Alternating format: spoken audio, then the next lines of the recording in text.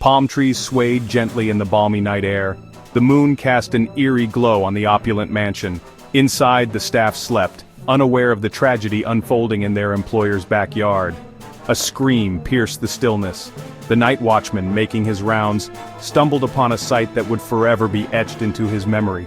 His employer, the millionaire philanthropist known for his lavish parties and charitable contributions, lay lifeless in the turquoise waters of his own swimming pool. The victim was no stranger to the limelight. Arthur Artie Lancaster, a titan of industry who had made his fortune in tech startups, was as well known for his flamboyant personality as he was for his business acumen. His recent marriage to the much younger Isabella, a former model with a mysterious past, had been the fodder of gossip columns for months. Now, as the sun rose over the horizon, casting long shadows across the manicured lawns, one question lingered in the air. Was this an accident, or something far more sinister?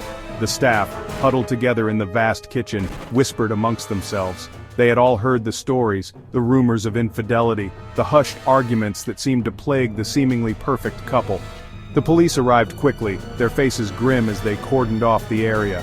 Detective Miller, a seasoned investigator known for his stoic demeanor, surveyed the scene. His eyes, hardened by years of dealing with the city's underbelly, missed nothing. This was not going to be an open and shut case.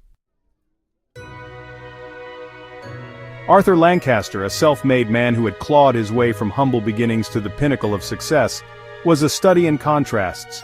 He was known for his sharp intellect, his ruthless business dealings, and his unwavering determination. Yet, beneath the tough exterior lay a man who craved love and companionship. He had been married once before, a brief, tumultuous affair that had ended in a bitter divorce. When he met Isabella, he was immediately smitten by her beauty and charm. Isabella, on the other hand, had grown up in the shadow of wealth and privilege. Her father was a renowned art collector, her mother a socialite who graced the pages of glossy magazines. Isabella had everything she could ever want, except perhaps true love. She had always been drawn to Arthur's strength and determination, qualities that she found lacking in the men her own age. When Arthur proposed, showering her with a diamond ring that was the envy of all her friends, Isabella didn't hesitate to say yes. Their wedding, a lavish affair held on a private island in the Caribbean, was the social event of the season. The guest list read like a who's who of the entertainment and business worlds. Isabella, resplendent in a designer gown, looked every inch the blushing bride. Arthur, beaming with pride, couldn't take his eyes off her. For a brief moment, it seemed as if they were the only two people in the world. But as the honeymoon period faded, cracks began to appear in their seemingly perfect facade. The whispers started subtly at first, hushed conversations at society gatherings, knowing glances exchanged across crowded rooms. The age difference, once a source of amusement, became a topic of speculation. Arthur, set in his ways, found it difficult to keep up with Isabella's whirlwind social life. She, in turn, grew bored with his predictable routines and complained that he was stifling her. The arguments, once infrequent, became more frequent, more heated. The 911 call came in just before dawn. Isabella Lancaster, her voice trembling with shock and disbelief, told the operator that she had woken up to find her husband at the bottom of the pool. She hadn't heard anything, she claimed, attributing her lack of awareness to her history of sleepwalking. The paramedics arrived to find Isabella clad in a silk nightgown, pacing frantically by the pool. Her eyes were wide with a mixture of grief and confusion, her perfectly manicured hands twisting a lace handkerchief. Isabella's claims of sleepwalking were met with skepticism by Detective Miller. Sleepwalking, while not unheard of, was a rare and often misunderstood condition.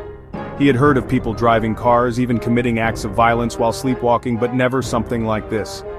He instructed his team to treat the scene as a potential crime scene, much to the chagrin of Isabella's attorney, who arrived shortly after the police. The attorney, a high-powered lawyer known for his aggressive tactics, insisted that his client was innocent and that her sleepwalking was well documented. He produced a stack of medical records detailing Isabella's history of the sleep disorder. According to the documents, Isabella had been prone to episodes of sleepwalking since childhood.